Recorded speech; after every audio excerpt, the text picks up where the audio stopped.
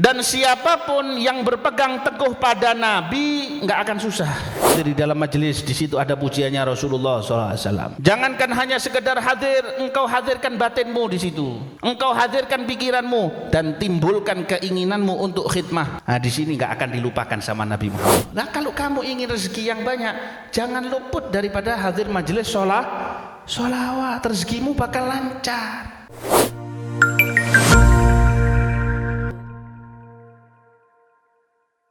Segala sesuatu kalau kita urus sendiri capek. Segala sesuatu kalau kita percayakan ke orang lain capek. Tapi kalau segala sesuatu itu kita pasrahkan ke hadirat Allah, kita pasrahkan kepada orang yang memang diamanati oleh Allah Subhanahu wa taala, yaitu Nabi Muhammad sallallahu alaihi wasallam dan para kekasih Nabi Muhammad SAW, dari keluarga, para sahabat dan siapapun yang mengikuti jalan-jalan mereka, maka hasilnya akan lebih memuaskan, bahkan di luar daripada prediksi kita yang ada. Sebab itulah kehidupan ini adalah dia sekali. Karena itu jalan yang paling baik adalah bagaimana seseorang itu tidak pernah melalaikan, tidak melupakan penciptanya, tidak menduakan yang telah memberikan rezeki kepadanya, memberikan kehidupan kepadanya, yaitu Allah Subhanahu wa taala. Dan tentunya juga tidak menduakan yang paling dicintai Allah, yang mana semua orang berkeinginan dari zaman dahulu itu untuk menjadi umat beliau, yaitu Nabi besar Muhammad sallallahu alaihi wasallam. Bahkan Sayyidina Musa, Nabiullah Musa alaihissalam, sampai ketika disingkap oleh Allah akan keutamaan umat Rasulullah SAW, beliau mengatakan, ya Rabb ij'alni min ummati Ahmad, ya Allah jadikan aku termasuk umatnya Muhammad sallallahu alaihi wasallam. Kata Allah Subhanahu wa taala, ya Musa, aku sudah tugaskan engkau birisalati wa kalami, aku sudah berikan kepadamu risalahku dan aku sudah jadikan engkau sebagai kalimku wahai Musa. Tetapi disitulah setiap keutamaan-keutamaan yang Allah berikan, semuanya ini adalah untuk menunjukkan bahwasanya kekasih Allah yang paling utama dari awal sampai akhir secara zahir dan batin adalah Habibuna Muhammad sallallahu alaihi wasallam. Maka siapapun yang memiliki keinginan untuk berkhidmah kepada jalannya Rasul sallallahu alaihi wasallam, dia tidak akan dilalaikan oleh Allah Subhanahu wa taala. Di dalam majelis ini tidak ada kata orang itu kalau dia mau berdiri sendiri atau menganggap dirinya yang paling utama atau merasa ini adalah jasanya, pasti akan jelek hasilnya, pasti tidak akan enak. Apapun kelebihan yang dimiliki, pasti ada titik batasnya. Ketika sudah nyampe di titik batasnya itu, dia nggak bisa apa-apa. Apapun itu, sekuat apapun, sepinter apapun, sehebat apapun, termasuk kalau kita dimuliakan sama Allah dengan adanya orang-orang yang mengagumi kita, misalkan, kalau kita nggak pandai-pandai jalin hubungan dengan Allah, habis. Seorang ulama mengatakan, lau kasyafallah 'alan nas an aibin min uyubi ma jalasuni wala kallamuni wala nadharu ilayya bal innahum taraduni wa rubbama qataluni. Seorang ulama mengatakan, seandainya satu orang itu, manusia itu dibukakan oleh Allah Subhanahu wa taala, dikasih tahu tentang satu aib saya, orang tidak mau ngomong sama saya, orang tidak akan mau kumpul sama saya, Bahkan orang itu kalau perlu mereka akan mengusir saya, bahkan akan membunuh saya. Jadi karena itu fanahmadullah ala sitrih, kita syukur sama Allah karena ditutupi sama Allah Subhanahu wa taala. Annallaha satara ma'aibana wa adhara jamalana wa adhara mahasinana. Allah itu tutupi aib kita, tapi Allah tampakkan kebagusan kita. Jadi karena itu jangan menjadi kacang yang lupa pada kulitnya. Engkau hadir ke sini bukan karena kemauanmu, undangan dari Allah. Masjid ini buka juga bukan karena kehendaknya semata daripada pengurus dan lain sebagainya, enggak. Tapi memang ada digerakkan hatinya oleh Allah Subhanahu wa taala, dan ini tasyrif bagi dia. Ini kemuliaan bagi dia. Ente hadir kemuliaan bagi ente di sini. Saya hadir juga demikian. Khodimnya hadir juga demikian. Semuanya sama-sama dimuliakan oleh Allah, diangkat oleh Allah untuk bernisbat kepada Rasul sallallahu alaihi wasallam.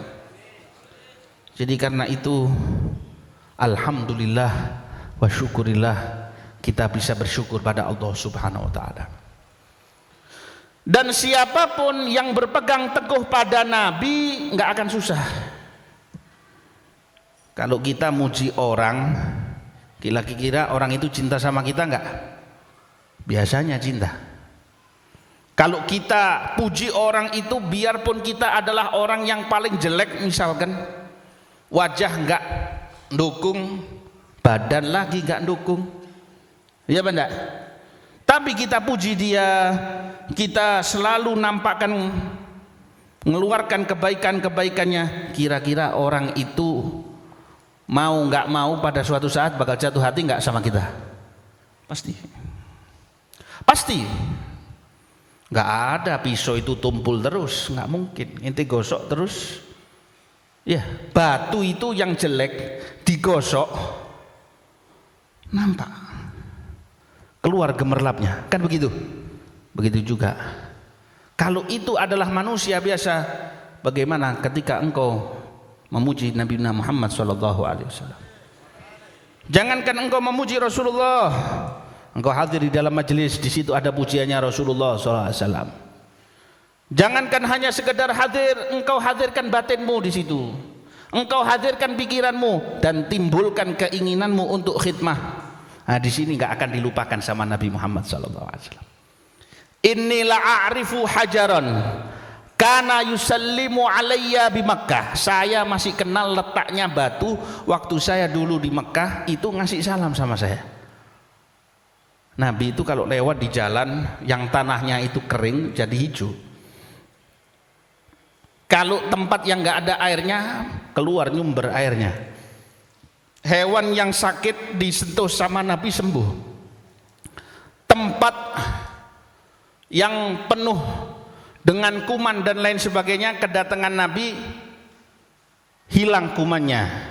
Hilang kumannya, tempatnya jadi wangi. Yang bikin busuk diri kita itu adalah apa? Kuman. Itu ada kuman zahir, ada kuman batin. Kuman batin itu kadang lebih nggak kelihatan, bahkan lebih top dari virus corona. Ya, sudah di caranya gimana itu untuk kita hilangkan, muncul lagi. Nggak ada vaksinnya. Ya, disiplin pun kalau nggak ada taufik dari Allah nggak bisa. Jadi karena itu semuanya miliknya Allah Subhanahu wa ta'ala.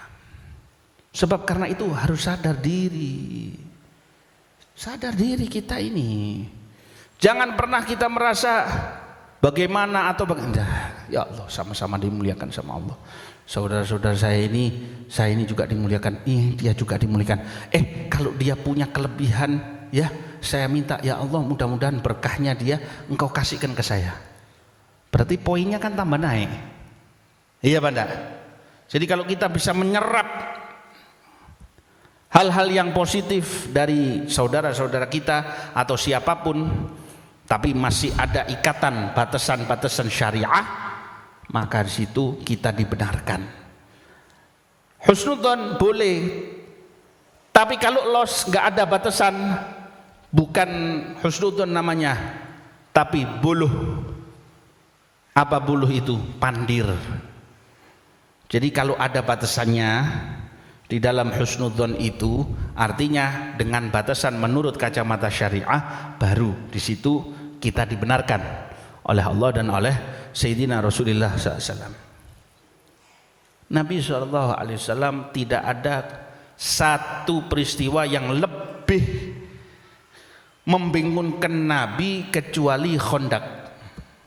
Dan di saat itu orang yang hadir Khandaq ini diuji sama Allah Subhanahu wa taala. Ujian berat. Percaya enggak sama Muhammad SAW? Sebab kalau orang munafik itu mereka selalu gembosi. Apa yang digembosi? Semua yang berkaitan dengan ucapan Nabi. Madza qala anifa. Ini orang ini tadi ngomong apa sih? Ngawur ucapannya. Nah itu. Atau misalkan ketika mereka melihat Rasul sallallahu alaihi wasallam, kalau mereka melihat kamu, nadharul maghsyi katanya Al-Qur'an, seperti orang yang inginkan kamu itu jatuh. Pandangan yang jelek kepada Nabi SAW. Bukan sinis, lebih dari sinis. Iya, sampai mereka ketika Nabi SAW ngumpulin dana untuk jihad, la tunfiqu ala man inda Rasulillah. Jangan kalian keluarin duit buat orang-orang di sekitar Rasul. Terus begitu. Sampai ketika Nabi SAW mau menertibkan, mengatur pasukan di dalam perang, mereka masih menggoda Nabi SAW. Disuruh maju, disuruh mendekat, tidak mau. Kemudian mereka mengatakan, kita ini hanya mengejek Nabi, artinya menggoda Nabi. Disindir oleh Allah di dalam Al-Quran, qul abillah wa ayatihi, apakah dengan Allah dan ayat-ayatnya Allah kalian permainkan? Macam-macam yang dihadapi sama Nabi SAW. Ketika Nabi mau dikepung,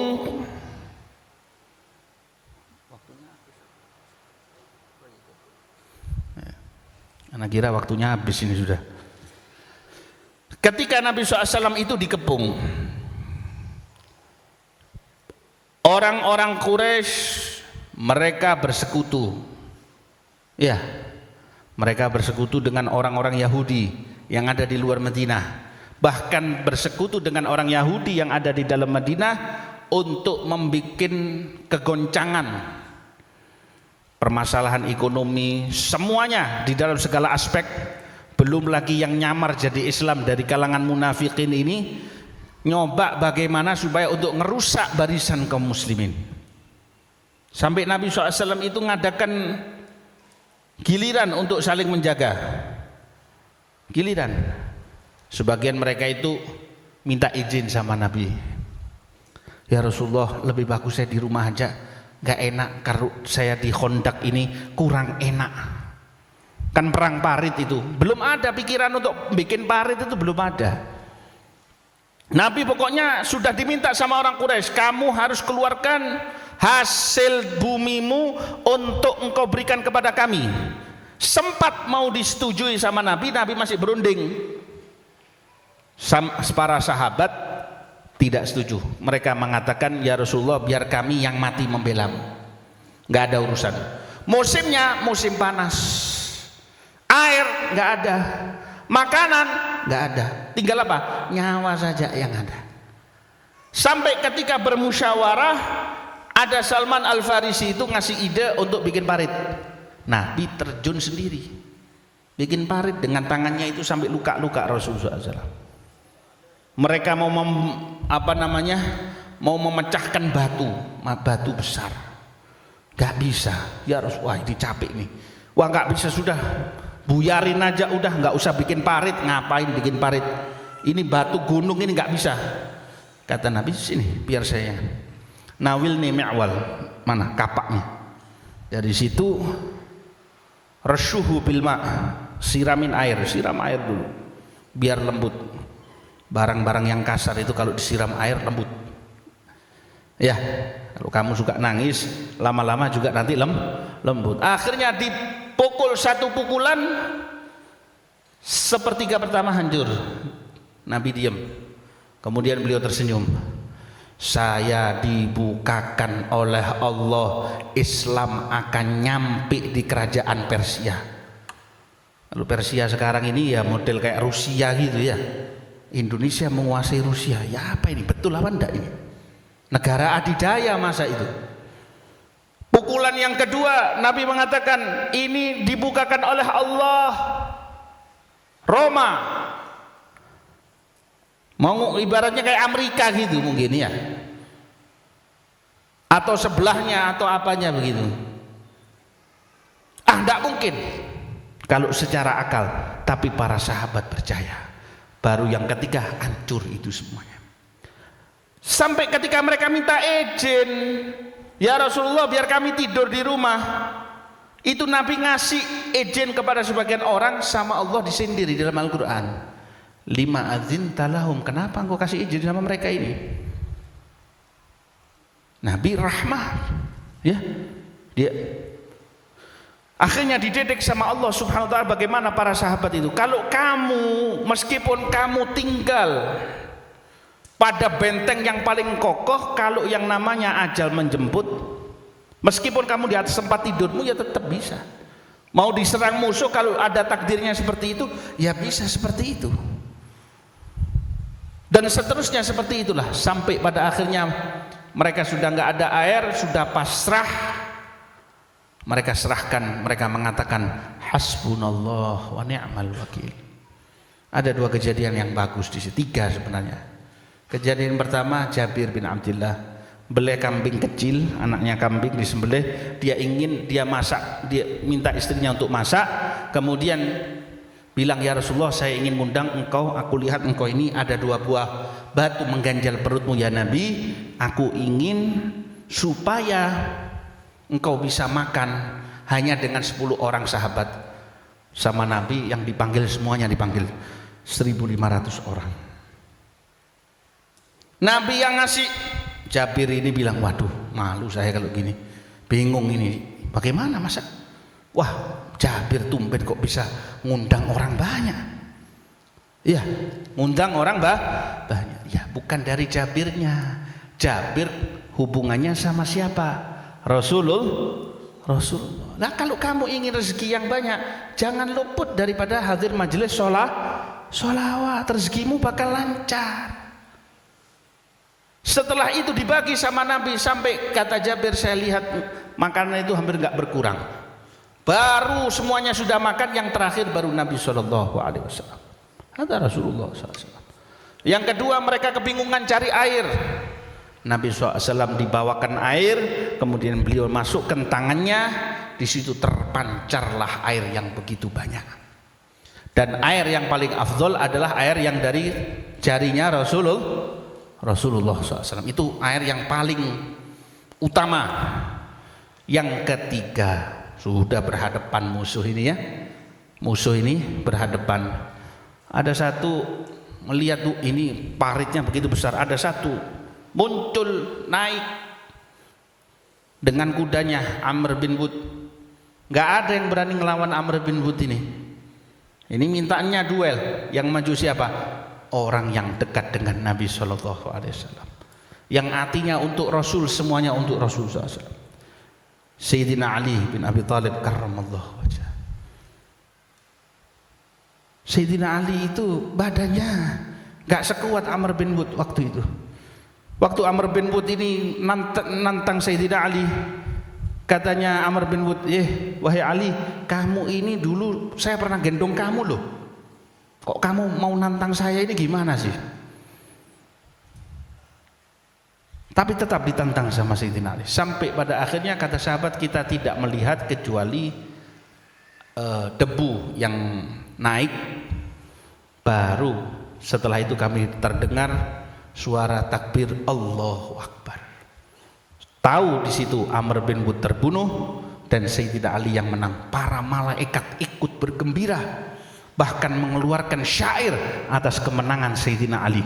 Dipuji sama malaikat bukan karena Sayyidina Alinya, karena siapa? Khidmah untuk Rasulullah Sallallahu Alaihi Wasallam. Bahkan orang Quraisy ini pun mereka juga terusir dengan sendirinya, nggak pakai perang. Yang terbunuh ya cuma Amr bin Wud ini aja, sudah, lainnya enggak. Apa? Dikirim sama Allah tufan, angin topan. Semua kemah-kemahnya mereka itu dibawa. Itulah Sayyidina Rasulullah SAW. Tapi selama itu tidak pernah ada mengatakan saya. Sahabat tidak mengatakan saya. Apa simbol mereka? Hasbunallah wa ni'mal wakil. Hasbunallah wa ni'mal. Jadi karena itu kalau kita diberikan oleh Allah apapun yang menjadi kelebihan, ingat yang ngasih kelebihan Allah, yang ngasih keindahan siapa? Allah. Yang nutupi aib kita siapa? Allah. Jadi kembalikan semuanya kepada Allah dan berakhlaklah kepada siapa? Allah Subhanahu wa ta'ala. Jadi di tempat seperti ini kita ini bengkelnya kita itu di sini. Ya, di majelis sholawat, di majelis ta'lim itu bengkel. Bengkel apa? Bengkel kalbu, bukan bengkel hati. Bengkel kalbu. Lebih dalam daripada hati. Kalau hati ini dibelah kan kelihatan. Kalau kalbu itu tidak kelihatan. Sebab yang namanya kalbu itu semacam barang ya, alat yang ada di dalam diri kita itu yang bisa nyerap, yang bisa nyimpan semua data. Bahkan kalau pencetan kita ini mau berubah menjadi baik atau menjadi apa, ya tergantung daripada apa yang ada di dalam. Ini yang sangat penting di dalam kehidupan ini. Maka khidmahlah kepada Allah, khidmahlah kepada Rasul SAW. Kamu nggak akan dilupakan sama Allah, kamu nggak akan dilupakan oleh Rasulullah. Sudah, jangan bingung sama orang, jangan lihat oh ini orang ini begini, orang itu begini, nanti dia akan komentari saya begini, nanti dia akan katakan saya begini, nanti saya akan gini. Sudah, tidak selesai. Sudah, ikhlas saja karena Allah, ikhlas saja karena Rasulullah SAW. Insya Allah yang berperan adalah anugerahnya Allah Subhanahu wa taala. Rabbana atina fid dunya hasanah wa fil akhirati hasanah wa qina adzabannar. Wa sallallahu ala sayyidina Muhammadin wa ala alihi wasallam. Alhamdulillahirabbil alamin. Wassalamu alaikum warahmatullahi wabarakatuh.